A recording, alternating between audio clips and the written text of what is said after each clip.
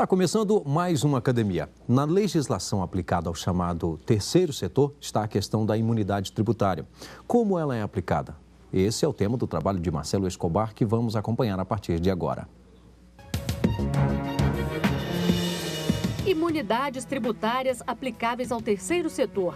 Dissertação apresentada ao Departamento de Pós-Graduação Stricto Sensu da Faculdade de Direito da Universidade Presbiteriana Mackenzie, como requisito parcial a obtenção do título de mestre em Direito Político e Econômico. O estudo é de Marcelo Escobar.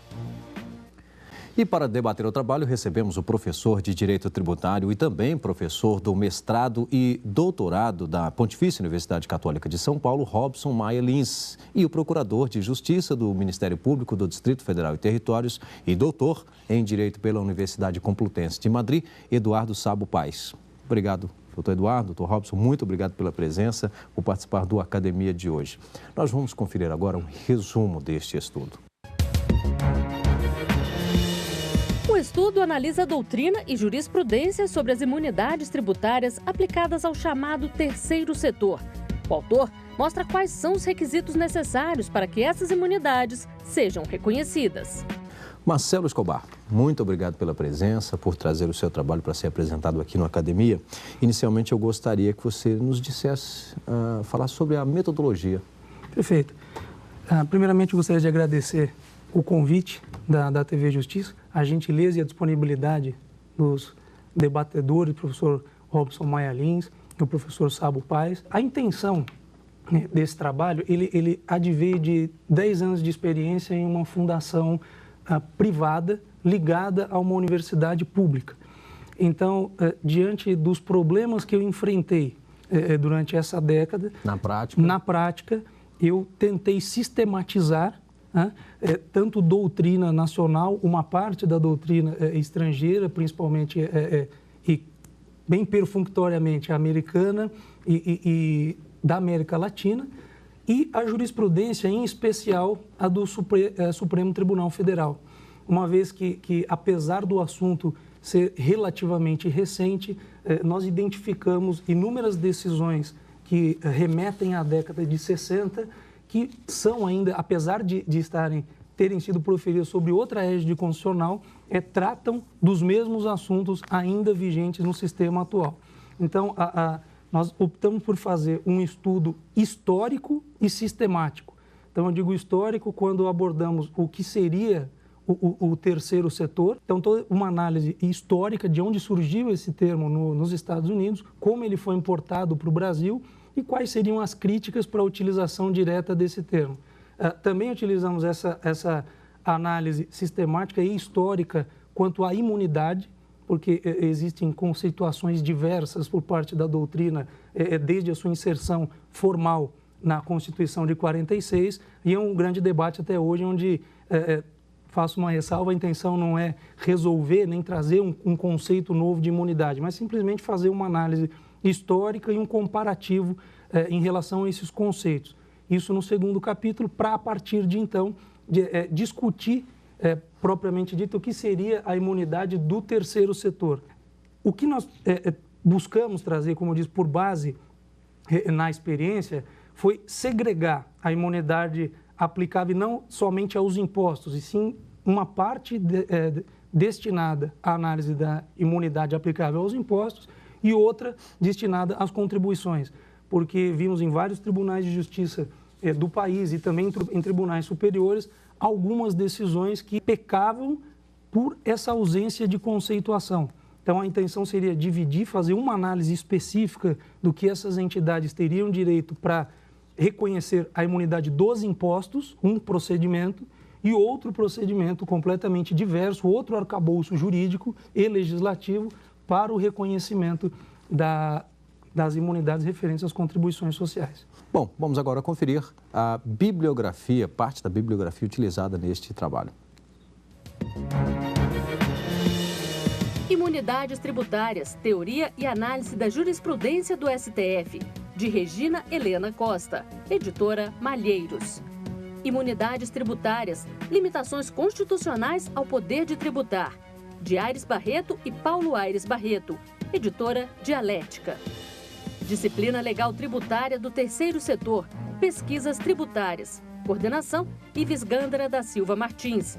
Coedição, Editora Revista dos Tribunais e Centro de Extensão Universitária. Professor Marcelo Escobar, você destacou 3 obras utilizadas no seu estudo, agora de que forma cada uma contribuiu? Primeiramente tem que fazer uma ressalva de que, obviamente, não foram as obras, somente, claro que não só essas obras, nem as mais relevantes, sim as mais relevantes para atingir o objetivo da imunidade tributária. O livro da desembargadora Regina Helena Costa e dos Barretos, vamos dizer assim, por eles tratarem de questões formais, históricas das imunidades. A professora Regina Helena traz o que eu trago de diferente, o que me chamou muito a atenção, a segregação das espécies de imunidade, onde ela traz várias subdivisões, onde eu não encontrei com tanta riqueza na doutrina. Por fim, o livro, coordenado pelo professor Ives Gândara da Silva Martins, ele reflete um congresso, um seminário sobre o terceiro setor, abordando questões práticas e objetivas, e da que mais me chamou a atenção, sobre qual a lei que deveria, a natureza da lei que deveria tratar as imunidades, se complementar ou se lei ordinária. Vamos falar do trabalho em si. Perfeito. Como eu disse, é um trabalho que partiu de uma experiência de 10 anos de uma fundação privada ligada a uma universidade pública, e essa já foi a primeira dificuldade que eu tive lá atrás, e também ao sistematizar, ao colocar isso no papel, se essa fundação privada ligada a uma universidade pública, como que funciona? Ela é uma puramente privada, às vezes você entende ela como híbrido com o público e com o privado, e às vezes o próprio judiciário entende ela como sendo uma fundação pública.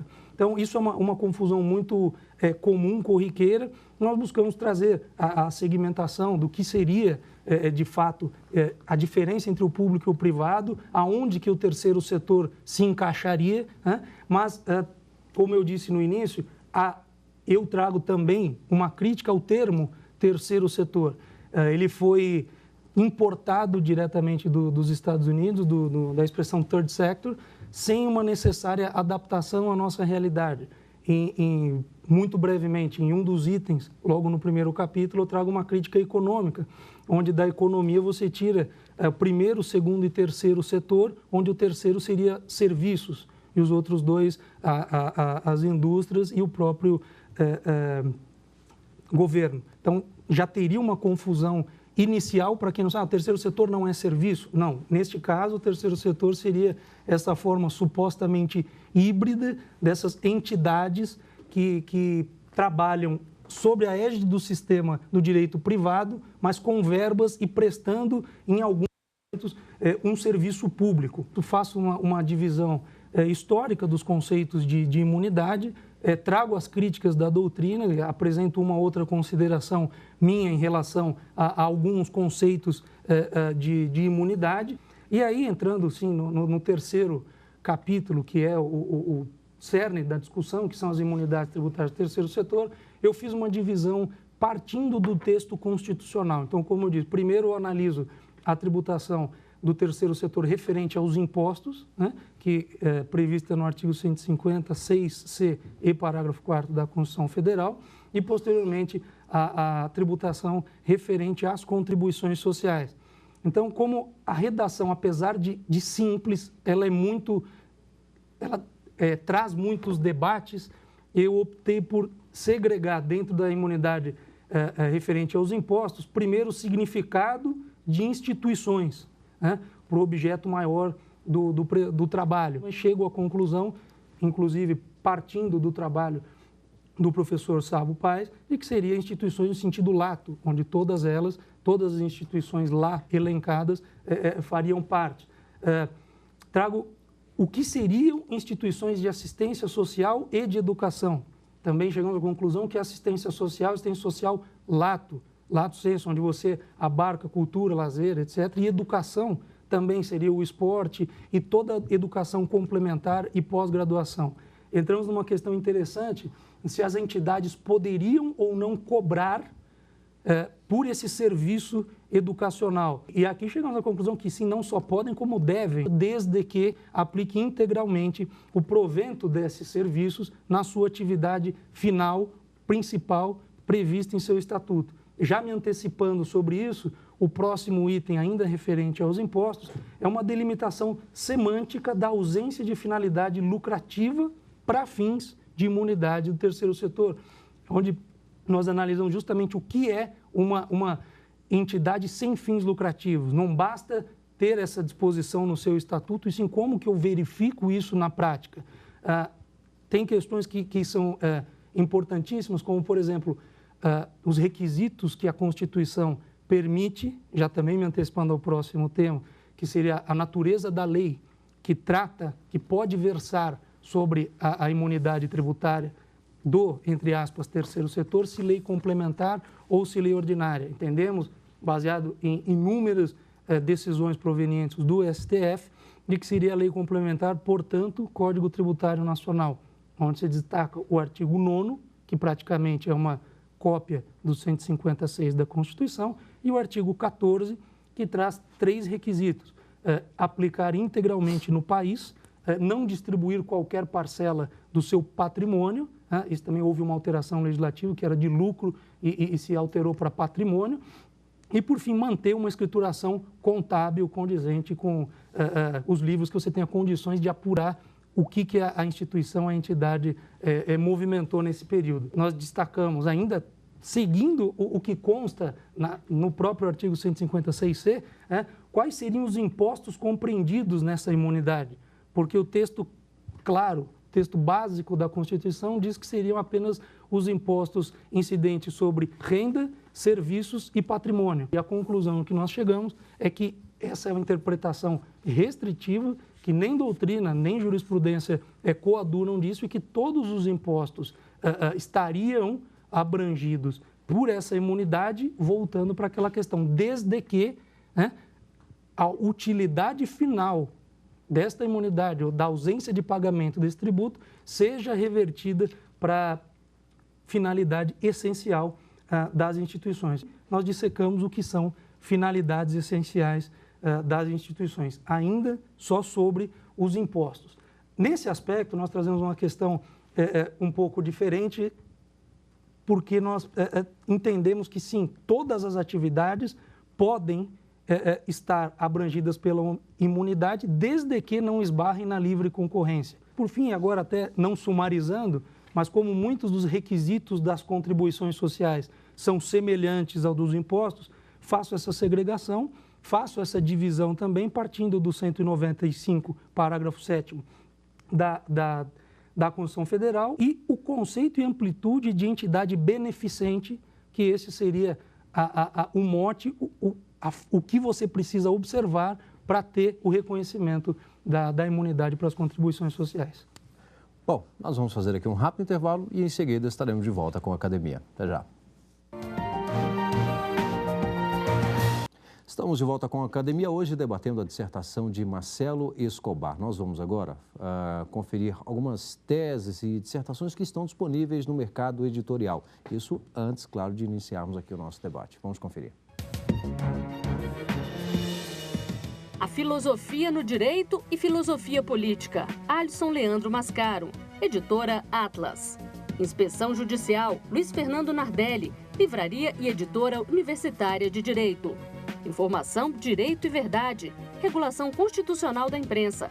Washington Luiz Testa Júnior, editora Juruá. Para dar início ao nosso debate, convido o professor Robson Maia Lins.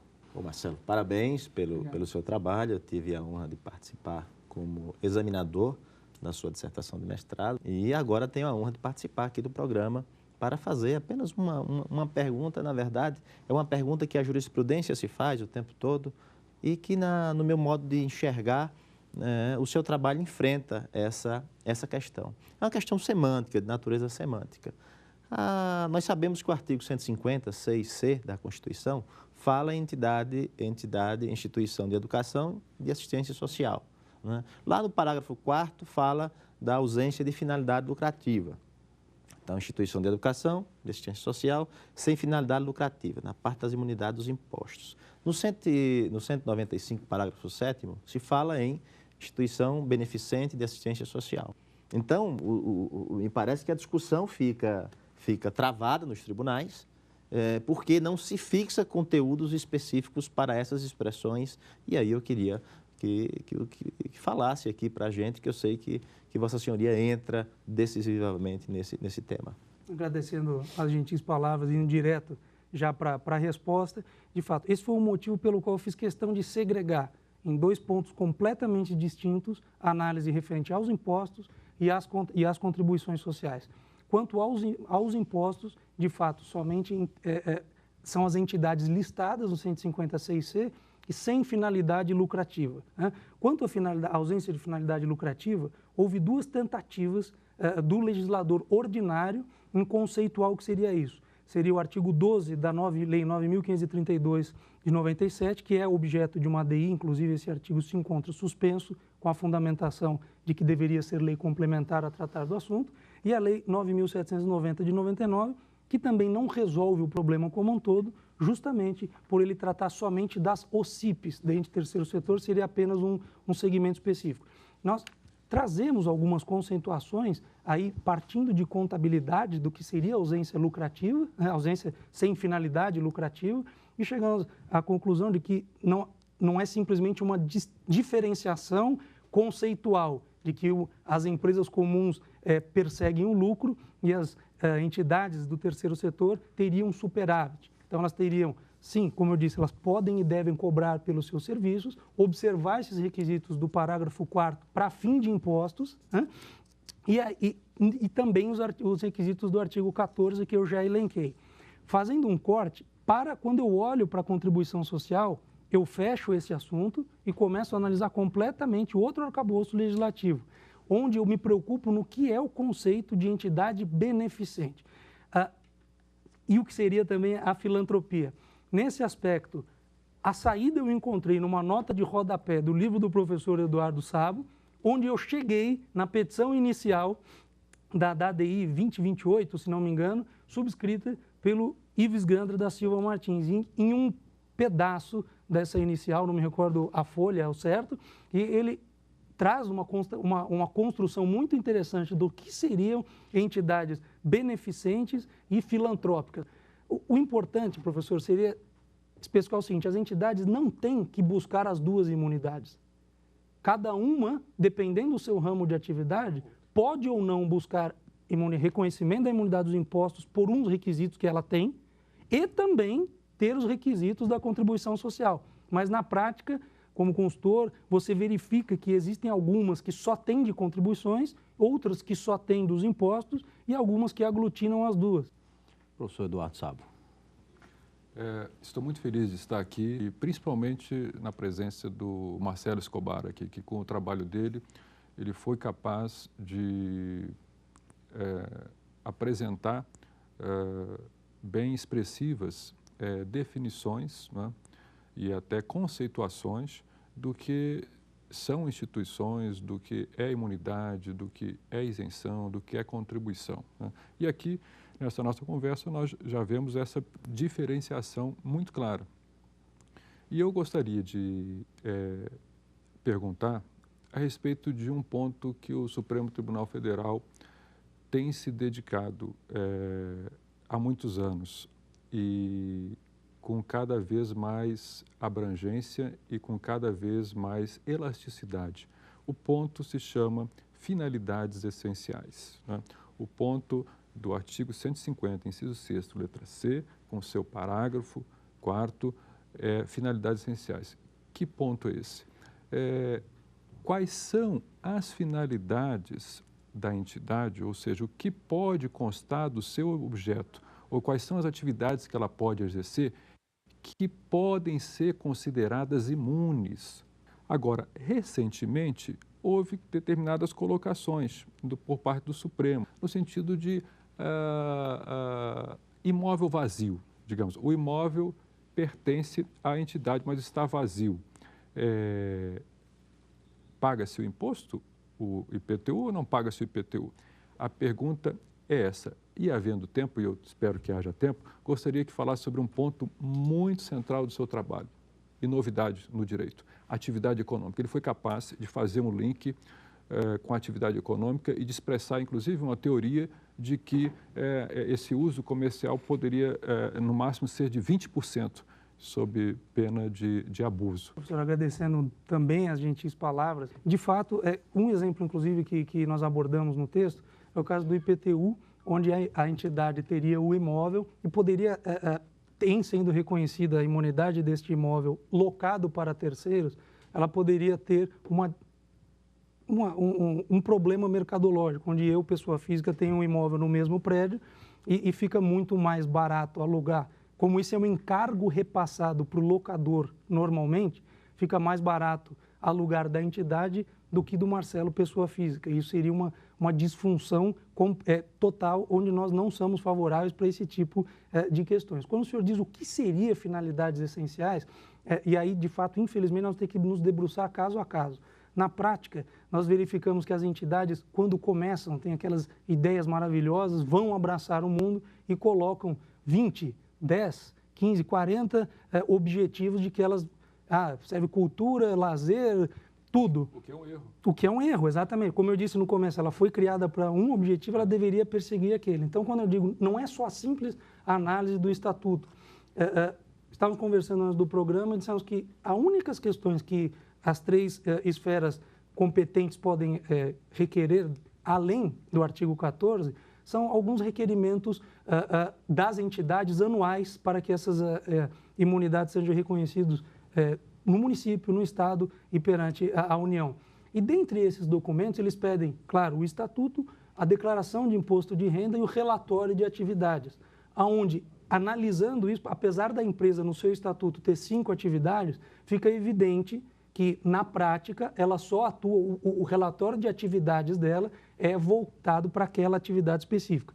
E é essa que estaria abrangida pela imunidade. Ela pode, sim, ter pequenas outras atuações, e aí já caindo para a segunda pergunta que o senhor colocou, desde que isso não esbarre, eu trago a questão da livre concorrência, porque existe positivado a lei 8884 de 94, trata disso, um assunto extremamente complicado, o que seria mercado relevante, mas porque o mercado relevante de uma cidade do interior de um estado é diferente do mercado relevante de um bairro de uma grande metrópole.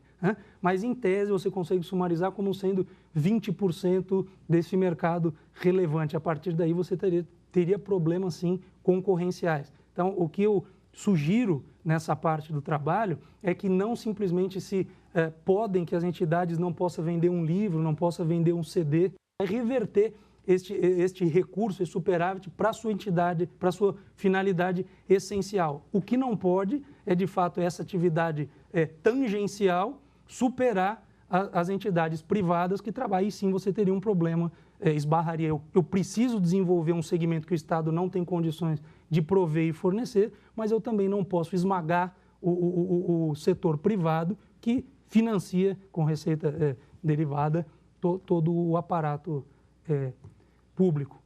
Excelente, ainda mais que nós temos que compreender que Estado é Estado, terceiro setor é terceiro setor, e economia é economia, cada um tem seus limites. Então, quando você colocou esse parâmetro, foi um aporte muito interessante para uma continuidade, quem sabe, desse trabalho a nível de doutorado ou muito mais. Perfeito, muito obrigado. Professor Marcelo Escobar, muito obrigado, parabéns pelo trabalho também ao Dr. Robson, Dr. Eduardo, muito obrigado pela presença. Lembro que você também pode participar do Academia, mande o seu trabalho para o e-mail academia@stf.jus.br. Este e outros programas da TV Justiça podem ser vistos em nosso site. O endereço é www.tvjustiça.jus.br. Obrigado e até o próximo encontro.